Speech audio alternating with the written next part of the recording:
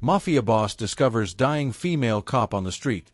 What happened next will shock the entire police force. The city was colder than usual, the kind of night that scraped bone and made even predators walk faster. Adrian Cale moved through the warehouse district in a slow, controlled stride, coat open, jaw tight, hands buried in pockets like he was holding the world together by force. He hated nights like this. The kind where deals fell apart, men lied to his face, and the pressure clawed behind his eyes until it felt like someone carving lines into his skull. He walked alone, no guards, no convoy, no shadows trailing him. Just him and the hum of a city that only pretended to sleep. His steps echoed.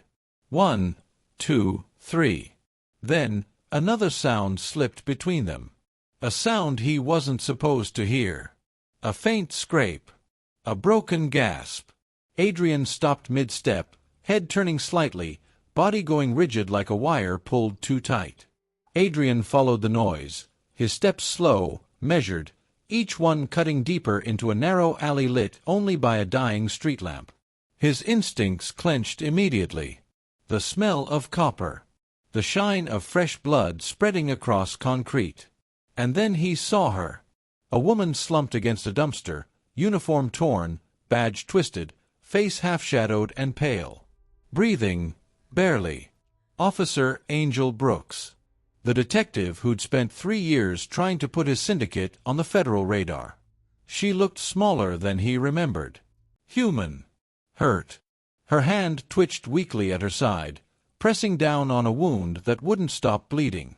Adrian's pulse didn't change, but something behind his ribs did, a slow tightening, a recognition he didn't want. He took one step closer. The street lamp flickered. Her eyes cracked open. Adrian's jaw clenched so hard his teeth ached. He had one rule across his entire empire: never get involved with cops. Ever. Not to hurt, not to save, not to acknowledge. Cops meant attention. Attention meant heat. Heat meant death. He pulled out his phone anyway, thumb hovering over emergency services. Anonymous call, walk away, keep his empire clean. She wasn't his problem. But then her breath hitched, wet and failing. And in the jagged flicker of that cheap alley light, a memory hit him like a fist. His sister's face, blue lips, cold skin, the cops who took money to look the other way while she died. His hand shook. Just once. Then went still. Angel's eyes fluttered again. Acceptance in them. A quiet surrender he'd seen before in dying men. It cracked something he thought was dead in him. He cursed under his breath. Adrian shoved his phone back into his pocket and knelt beside her. The moment his knees hit concrete, her blood soaked into his expensive shoes, dark, warm, already death-thin. "Stay awake," he muttered, voice low, controlled, as if even his concern came with rules. Angel flinched when she recognized him fully. Adrian Cale," she choked, reaching instinctively for the holster that was no longer there.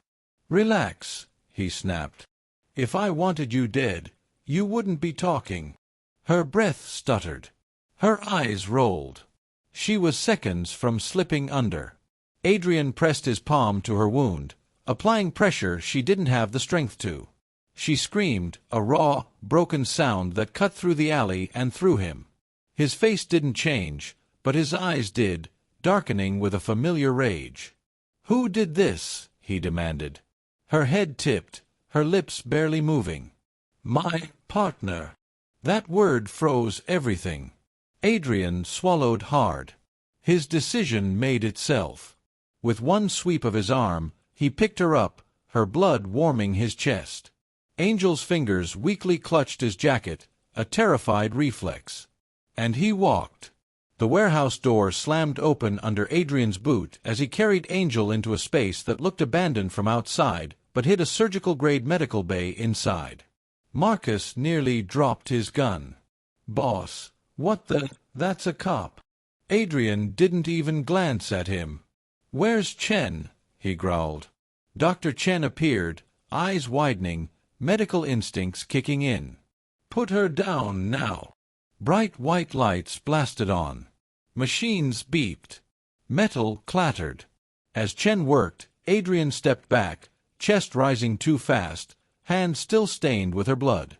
He watched the monitors spike and dip, watched Chen fight for a life neither of them should have cared about. But when no one was looking, Adrian reached into his jacket and pulled out a worn photograph. His sister, smiling, frozen at 19. He placed it beside Angel's bed like a silent confession. Hours passed. The city outside shifted. But he didn't move. Not until Angel's fingers twitched. Not until her lashes fluttered. Not until her eyes finally opened and landed on him. Her voice cracked like breaking glass. "You saved me." Adrian's expression didn't change. His answer was low, controlled, unmistakably dangerous. "No. I kept you alive because someone tried to kill you. And I need to know why." Her voice barely a whisper. It was Vega. "He'll finish the job. If he finds out I'm alive." Adrian's eyes hardened. "Then he won't." The room smelled like antiseptic and metal, too bright for someone who nearly died. Angel tried to sit up, immediately regretting it as pain knifed through her ribs. Tubes tugged. Monitors protested. Adrian stepped into the doorway like a shadow that controlled the air around him. "Don't move," he said, voice low, steady. Angel glared. "Where am I?" Adrian didn't blink. "A place where they can't find you." She laughed once, dark and breathless. "Who? Criminals? Or my own department?" Adrian's eyes narrowed, studying her like a puzzle with one wrong piece. "Both," he said. "But only one of them left you to die." Angel's mouth tightened. She swallowed pain, pride, fear. Adrian stepped closer, his presence almost unbearable in the small room. "You wake up, you run your mouth, you bleed out again. So for now, you listen." Her fingers curled weakly. "Fine. Then tell me why the hell I'm still alive." He leaned in just enough for his shadow to touch her. "Because you weren't meant to die in that alley." Angel's gaze drifted to the ceiling as she forced herself to speak, each sentence dragged through pain. "We got a tip about payoffs. Smuggled cash. Cops cleaning up crime scenes before anyone knew." Her jaw clenched. "I followed the trail. Found money transfers. Meeting spots. Names." Adrian watched her carefully. "And?" Angel swallowed, a tremor running down her arm. "Roderick Vega. My partner." The name thudded in the room like a loaded gun. "He cornered me after shift," she whispered. "Him and 3 others. Told me to drop it. Told me I didn't understand how this city works." Her breath hitched. "Then they beat me. Shot me. Left me in the damn alley like trash." She closed her eyes, face tight with humiliation she didn't want him to see. Adrian's jaw flexed, a cold, dangerous reaction he didn't voice. For a moment, the room was silent except her shallow breaths. Marcus barged in, tense. "Boss, this is insane. She's a cop." Adrian snapped. "She's a target."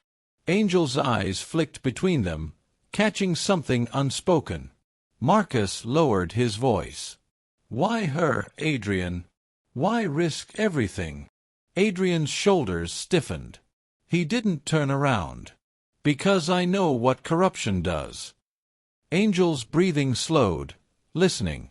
Adrian finally faced her, expression carved with something rawer than she expected. "Years ago, I watched my sister die because 4 officers were being paid not to arrest the dealer who poisoned half that block." Angel blinked, absorbing the weight. "I didn't get justice," he said, voice tight, "but maybe someone will." Angel didn't respond, because for the first time she understood, this wasn't just a rescue. This was personal. Microhook, the overhead light flickers, casting his face half-shadowed, half-human, half-threat. Angel leaned back against the pillow, weak but sharp. Those officers. Vega's group. They weren't alone. They had backing. Adrian crossed his arms, thinking aloud. My records line up with that. Payoffs. Silent approvals. Blind spots in patrol routes.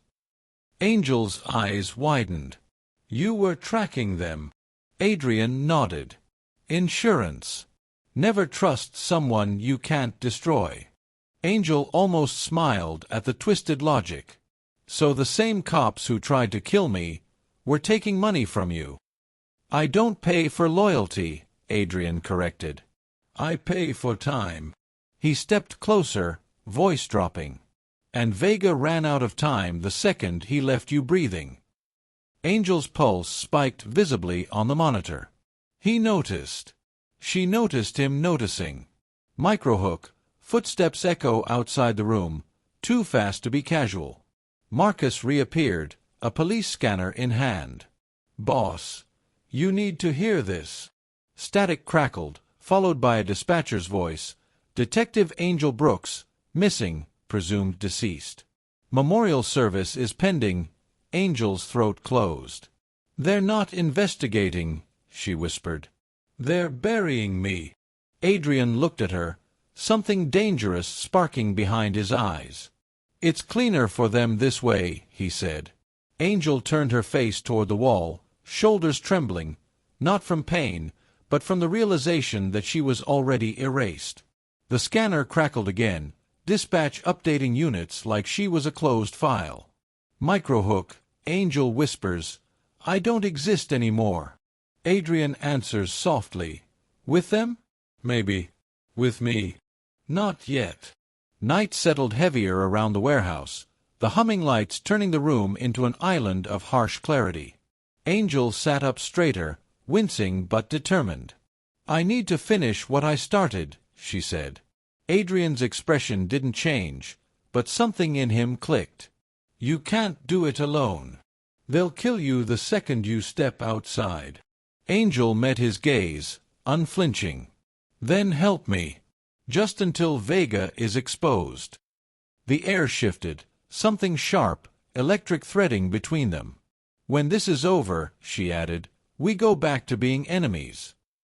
Adrian studied her, eyes cold and unreadable, but softer at the edges. Understood, he said. He extended his hand.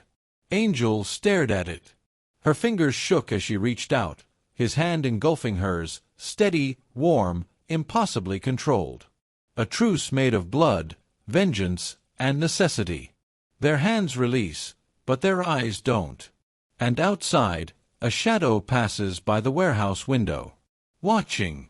Listening. The safe house felt too still, too quiet, like the city was holding its breath.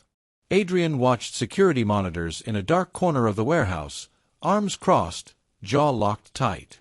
A black SUV rolled slowly past the block. Then another. No lights. No plates. No radio chatter on police channels. Off duty. Unauthorized. Hunting. Marcus slid beside Adrian, whispering, These aren't street crews. They're Vega's boys. Adrian didn't blink. How long have they been circling? Marcus swallowed. 20 minutes. Maybe more.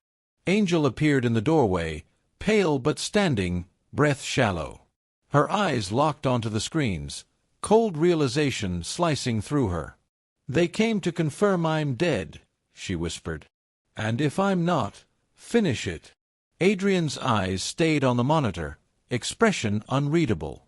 Adrian moved fast, too fast for a man who always calculated. He stepped onto the metal walkway above the warehouse floor, voice low and lethal as he signaled his men. Positions. Within seconds, silhouettes appeared on the rooftop, rifles raised, red dots blinking into life and cutting through the night like rubies. Angel watched from below, leaning on the railing as her ribs protested. Her breath hitched when she saw just how many men Adrian commanded. How precise, how quiet, how ready to kill for him. This is normal for you, she whispered, half horrified, half mesmerized. Adrian didn't look at her. This is survival. She swallowed, gripping the rail harder. Then what does that make me? He finally looked down at her. Only 1 second, but it was enough. The exception. Adrian stepped out into the open warehouse entrance, unarmed, hands visible. The air was icy, dead quiet. Vega stood 10 feet away, gun drawn, 6 dirty officers flanking him with the poise of men who had done this before. "Evening, Cale," Vega said, voice too casual. Adrian's expression didn't move. "You're trespassing." Vega smirked. "We're looking for a missing detective." "Try the morgue," Adrian replied. Vega's smile faded.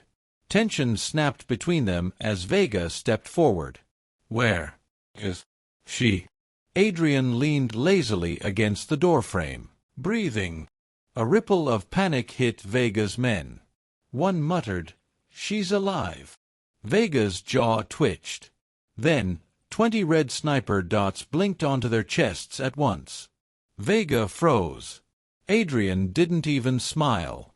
"Walk away," he said softly, "before I let my men decide what justice looks like." Vega backed off, but not defeated. His eyes promised a storm. Inside again, the warehouse buzzed with an invisible electricity. Fear, anger, adrenaline. Angel shoved Adrian hard in the chest, wincing from the pain that tore through her ribs. "Are you insane?" she rasped. "You just declared war on half the department." Adrian stepped into her space, eyes dark. "They came to kill you. War was already here." Angel's breath shook, fear mixed with frustration. "They'll burn this entire building to get to me." "Let them try," he answered, voice low with fury he rarely showed. "Not while you're under my roof." The words hit her harder than she expected, protective, possessive, terrifying. She took a step back, chest rising too fast. "You can't protect me from all of them." Adrian's jaw tightened. "Watch me." They regrouped in the dim back office, lit only by a desk lamp and the city glow seeping through cracks in the boards. Angel braced herself against the wall. "I collected everything, bank slips, recordings, dates. The originals are hidden in my apartment vent." Adrian's brows lifted slightly. "Smart." Angel ignored the compliment. "If Vega finds them, we're done." Adrian turned to Marcus. "Take 2 men. Get the package. Don't get seen." Marcus nodded and left immediately, pulling a burner phone and map from his jacket as he ran. Angel exhaled shakily. "If he doesn't make it—" "He will," Adrian cut in. "Because I trained him myself."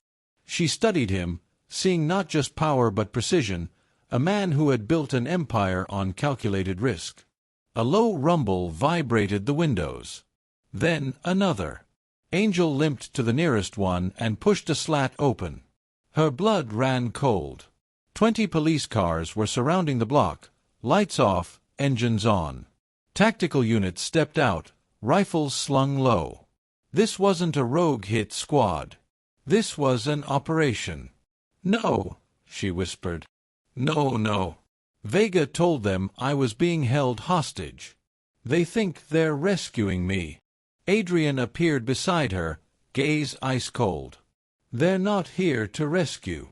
Outside, officers set up barricades and moved into position.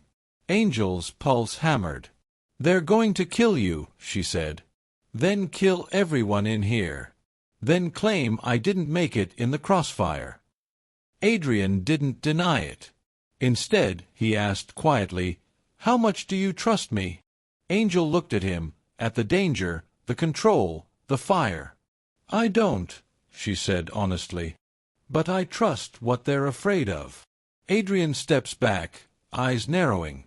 "Then we fight this my way." And outside, someone shouts, "Breach team, move!" The warehouse vibrated with shouted commands outside, boots pounding pavement, radios crackling, tactical rifles clicking into place. Inside, Angel steadied herself against a steel beam, breath shaky but determined. Adrian paced in the shadows, hands clenched, calculating 10 moves ahead like a man fighting ghosts instead of police. "We wait," he said. "We control the narrative. No one moves unless I order it." Angel snapped, "Adrian, they think you're holding me hostage. If you hide me any longer, they'll storm this building and kill everyone." He turned sharply, eyes black with a fury layered over fear. "If you step out there, Vega kills you before IA even blinks." Angel stepped closer, voice trembling but firm. "The truth is the only weapon we have left." Adrian's flaw cracked open. He grabbed her arm, too tight. "The truth won't stop bullets." Angel held his gaze. "But it might stop them." Adrian made a choice, dangerous, reckless, the opposite of who he was. He strode toward the metal catwalk overlooking the warehouse yard, pulling Angel with him. As they reached the railing, floodlights from police vehicles blasted the windows, turning them into glowing silhouettes. Adrian grabbed a megaphone, voice echoing across concrete. "Officers, stand down!" Every gun outside aimed upward. Angel stepped beside him, gripping the rail to stay upright. Murmurs rippled as officers recognized her, alive. Adrian's voice cut through the chaos. "Detective Angel Brooks was targeted by corrupt officers inside your department." Gasps. Shifted stances. Vega, near the center, went rigid. "I have evidence," Adrian continued. 3 years' worth. Names. Bank drops. Payoffs." Angel forced her voice to rise. "They tried to kill me. Vega shot me himself." The courtyard shifted. Confusion, betrayal, disbelief. Captain Elena Serrano stepped through the crowd of officers, her expression carved from iron. She stared up at Angel, alive, bruised, trembling, but undeniably herself. "Detective," Serrano called, "did Vega do this?" Angel lifted her chin. "Yes." A ripple of shock cut through the ranks like electricity. Vega pushed forward, gun out. "She's lying. Cale is manipulating her." Serrano raised her hand. "Holster that weapon, Lieutenant." Vega didn't. His eyes were wild, cornered animal wild. "Nobody move." A younger dirty cop, panicking, raised his rifle toward the catwalk. "Shut up. She shouldn't be alive." Angel's scream cracked the air. "Don't." The shot went off anyway. Chaos detonated.